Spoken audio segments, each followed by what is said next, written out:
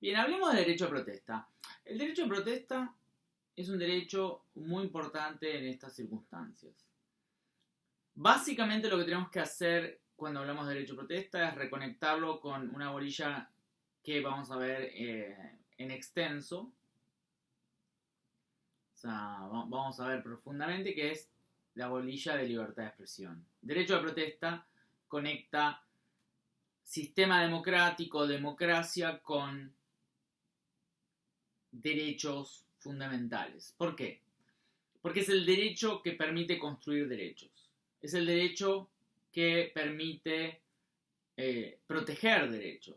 El derecho a la protesta no es un derecho que esté codificado en la Constitución como derecho, pero está repartido en varios artículos, por ejemplo, los artículos que hablan de libertad de expresión, de peticionar ante las autoridades, de pensar, reunirse, y por supuesto el derecho a la resistencia contra la opresión, que está en el artículo 36 de la Constitución. Pero también nace del principio republicano y representativo y de la soberanía del pueblo, que es algo que también el artículo 32 de la Constitución menciona. Por ende, la Constitución, cuando habla de libertad de expresión, cuando habla de peticionar contra las autoridades, cuando habla del derecho a huelga en el artículo 14 bis, también permite una forma de protesta de construir derechos a través de la protesta.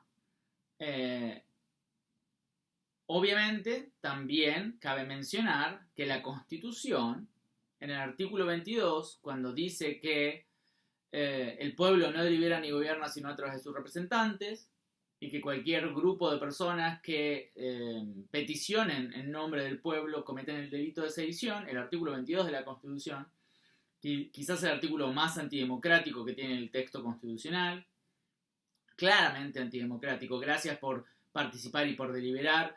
No queremos democracia participativa, dijo la Convención Constituyente en 1853. Para mí esto es un problema que debe ser solucionado, ya lo dije hace tiempo. Pero el punto es que ahí está la tensión con el derecho a protesta. Muchos jueces, en los fallos Alais y Marina Schifrin, que mencionan los artículos que voy a adjuntar como bibliografía, usaron el artículo 22 para criminalizar la protesta. Sin embargo, esos fallos fueron revertidos y nunca fueron o se tomaron como última instancia. Y si bien no tenemos fallos de la Corte Suprema en última instancia, lo que tenemos es mucha jurisprudencia internacional y un acuerdo en el sistema político argentino en que todos, de derecha o de izquierda, pro cuarentena o anti cuarentena, macristas y kirchneristas, todos ejercen el derecho a la protesta, porque el derecho a protesta está atado al corazón de la democracia. Y regular la protesta es un error. ¿Por qué? Porque no podemos regular la protesta sin censurar voces, sin acallar. Y nuevamente, necesitamos siempre la protesta como una voz necesaria, una voz crítica necesaria, pero obviamente en el ejercicio del derecho a protesta está el gran problema. Entonces, hay cosas que nos podemos preguntar para ver si la protesta es o no razonable. Primero es, ¿por qué derecho protestamos? Entonces, el ejemplo que yo siempre pongo es la gente que vive en La Boca, en Avellaneda, en Barracas o El Doque, que vive a la costa del Riachuelo, ya pidió una ley, ya solicitó una causa en la Corte Suprema y ya obtuvo sentencia, el fallo Mendoza. Y ya hay agencias del Poder Ejecutivo, el mismo Poder Ejecutivo en la década del 90, en la década del 2000, en el 2010. Todos los poderes ejecutivos le dijeron vamos a limpiar el riachuelo. La gente que vive en esa zona, cuyos hijos tienen leucemia, tienen asma crónico, tienen problemas de respiración, sus hijos por haber crecido al lado del riachuelo tienen problemas respiratorios, tienen migrañas crónicas.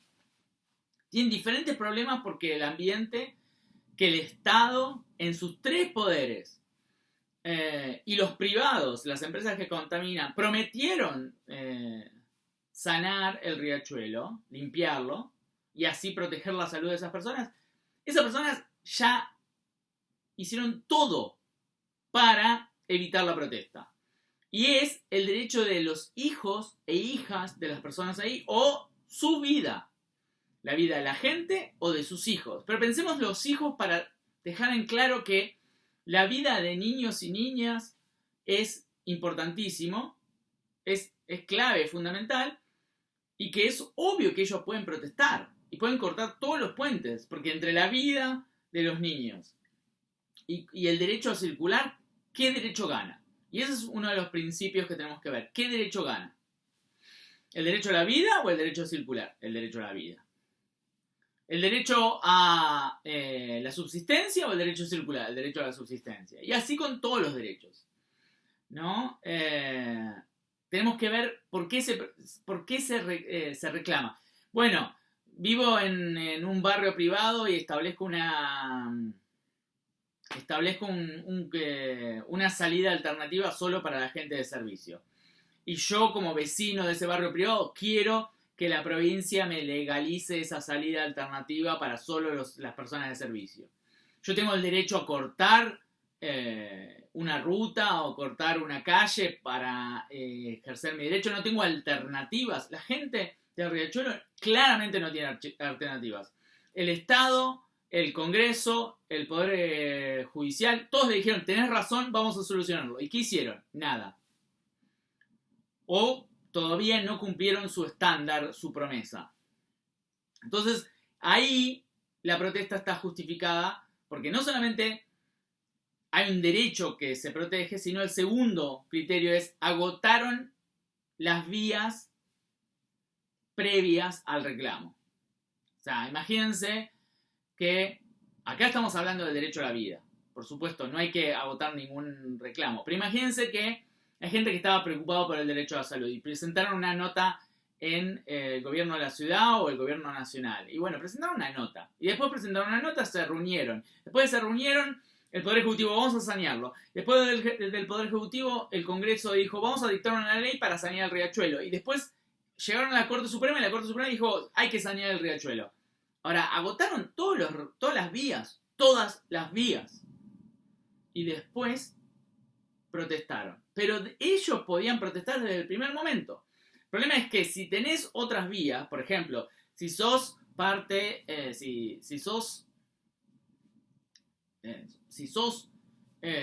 una gran corporación que podés llegar a los medios de prensa o a cualquier espacio político, ¿vas a protestar? ¿Tenés derecho a protestar? Sí, tenés derecho a protestar. Pero como tenés vías alternativas y no agotaste esas vías, quizás tu derecho a protestar no es tan fuerte como la gente que agotó las vías para protestar. Entonces, el primer punto es ¿qué derechos hay en juego? El segundo punto es si se agotaron las vías previas para la protesta. Hay veces donde la protesta es ya urgente y por ende no hace falta en esas vías. Pero hay protestas que pueden mediar un necesario paso institucional. No, me desaprueban a un curso en la facultad. ¿Corto Figueroa y corta? Bueno, quizás hay un reclamo previo que puedes hacer, no hace falta cortar Figueroa y corta. Tenés un derecho a protesta porque capaz que el profesor fue arbitrario o lo que sea, pero la verdad es que te excedes en el ejercicio del derecho a protesta cuando directamente, me dieron la nota, 5 minutos quemando bancos en Figueroa Alcorta. Exceso en el ejercicio del derecho a protesta. Muy bien, entonces los dos primeros pasos son analizar el derecho. Segundo paso, ver si hay formas de agotar el derecho a protesta previamente. El tercer paso es ver si hay una proporción hay una razonabilidad o es proporcional el bien o o sí, si hay una proporción o hay una razonabilidad entre el ejercicio de la protesta y la situación que se quiere protestar, ¿no? Nuevamente, el ejemplo de la protesta por el profesor que desaprueba gente. Obviamente es una situación, una afectación de derechos, pero el daño que, o sea, imagínense que estamos en un colegio X del centro de Buenos Aires y se desaprueba mucha gente, se despide un profesor y los alumnos, por solidaridad a un profesor, van y cortan una calle. Bueno, a ver, ellos tienen un derecho afectado, sí. Pueden agotar instancias previas, sí. Y además, quizás están causando más daño protestando en la calle por el profesor expulsado, por el profesor que desaprueba a todos, que lo que realmente están protegiendo su derecho a que las autoridades los escuchen. ¿Sí? Es otra cosa si, por ejemplo, estamos ante una comisaría, o sea, unas personas que protestan al frente de una comisaría porque, por ejemplo, hubo un caso de gatillo fácil. Esa es otra situación. Es derecho a que me desaprueben, derecho a tener este profesor, o derecho a la vida, a proteger la vida porque hubo un caso de gatillo fácil. Entonces, la proporcionalidad tiene que ver también con el derecho que se protege y lo que se quiere denunciar, comunicar con la protesta. El derecho a la protesta es un derecho que piensa en la comunicación, ¿no?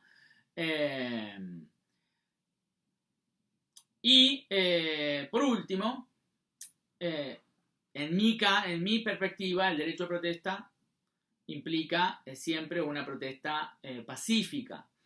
Sin embargo, en las protestas, en toda protesta, hay a veces gente que entra a una protesta y comete un delito. Por ejemplo, bueno, hay gente que va a protestar al microcentro y yendo a protestar al microcentro rompe un auto. Eso no quiere decir que la protesta es automáticamente desacreditada porque uno no controla. Por ejemplo, cuando alguien va a una marcha del 8 de marzo, del 24 de marzo, cualquier marcha, pro cuarentena, anti cuarentena, vaya a saber qué marcha. Pero si una persona decide,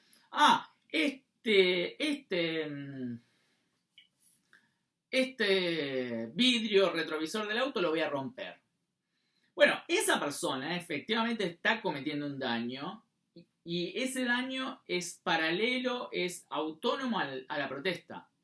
¿No? Imagínense una huelga donde un trabajador decide agarrar un ladrillo y tirarle una piedra al empresario o al dueño de la empresa y la recibe. ¿Eso quiere decir que toda la huelga es ilegal? No. Esa persona cometió un delito. Eso no quiere decir que todo es ilegal porque una persona agarró esto. Lo mismo si un alumno que estaba protestando en una protesta pacífica de los estudiantes por más presupuesto decide agarrar una botella de alcohol, poner algo y hacer una molotov y tirarla. Eso no quiere decir que la protesta sea ilegal. Quiere decir que ese es un acto violento que debe ser, por supuesto, rechazado. Y obviamente acá hay un montón de problemas con gente que romantiza y le encanta hablar de violencia en los actos de protesta. Para mí, en general, como lo que se puede ver en lo que está sucediendo en Estados Unidos, romantizar la violencia genera que básicamente la gente sea adversa a las protestas. Y con esto voy a terminar. Y el derecho a la educación, y el derecho de todos los trabajadores y trabajadoras, y el derecho a votar de las mujeres. Y grandes derechos de la Constitución Nacional se lograron, como el derecho a voto, como la democracia, la estabilidad democrática, o sea, no tener golpes de estados, la vuelta a la democracia, se lograron gracias al derecho a la protesta. Y lamentablemente, mucha gente que le encanta romantizar la violencia de un lado y de otro, de izquierda, de derechas, generan que la protesta esté mal vista, que protestar implique siempre violencia. Y justamente todo lo contrario, la mayoría de las protestas son pacíficas, la mayoría de las protestas construyen un derecho en un sistema institucional donde no tenemos una posibilidad de construir derechos. Y por eso voy a acompañar esta clase con una serie de textos que explican por qué la protesta es necesaria en un sistema institucional tan problemático como el nuestro, y por los derechos y los desafíos de los tiempos que vienen, la protesta es fundamental. Es una forma de comunicar algo que el sistema político no está pudiendo entender. Nuestros derechos más íntimos se construyeron con ese derecho a la protesta, con esa forma de comunicar, de proteger, de reclamar, de dialogar, y siempre que esa protesta sea pacífica, sea razonable. Obviamente que hay que ver protesta por protesta, hay que ver hecho por hecho, pero el derecho a protesta es el derecho que permite construir otros derechos. No tendríamos derechos a votar, no tenemos democracia, no teníamos derechos constitucionales, no tendríamos derechos humanos si no fuese por el derecho a la protesta. Estar en contra del derecho a protesta es estar en contra del derecho para construir otros derechos. El derecho a decirle al sistema político: tenemos que cambiar, monarquía del siglo XVII. Bueno, vas a cambiar. Bueno, tenemos que cambiar burguesía del siglo XIX. Bueno, tenemos que cambiar sistema democrático del siglo XX. Bueno, tenemos que cambiar sistema representativo 2020. O sea, tenemos desafíos extraordinarios. Dialoguemos. Usualmente la protesta es una forma de a veces dialogar y a veces comenzar un diálogo. Por supuesto, hay protestas que son problemáticas, pero la legitimidad y legalidad de cada protesta tenemos que verla caso por caso. Algunos parámetros para determinar la protesta y su razonabilidad acabo de dar, y eventualmente en clase podemos seguir discutiendo para ver qué protesta encuadra mejor en una protesta razonable y cuál puede ser un poco más complicado. Pero proteger la protesta es proteger la libertad de expresión, es proteger la comunicación política, es proteger nuestros derechos más importantes y en última instancia es proteger una herramienta democrática, no por eso imperfecta, no por eso perfectible, ¿no? No por eso más perfectible, no por eso mejorable. Dicho esto, seguimos más adelante con libertad de expresión.